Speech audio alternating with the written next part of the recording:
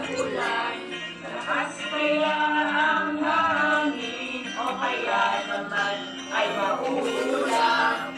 Silip, silip, ating silipin, ating alawin,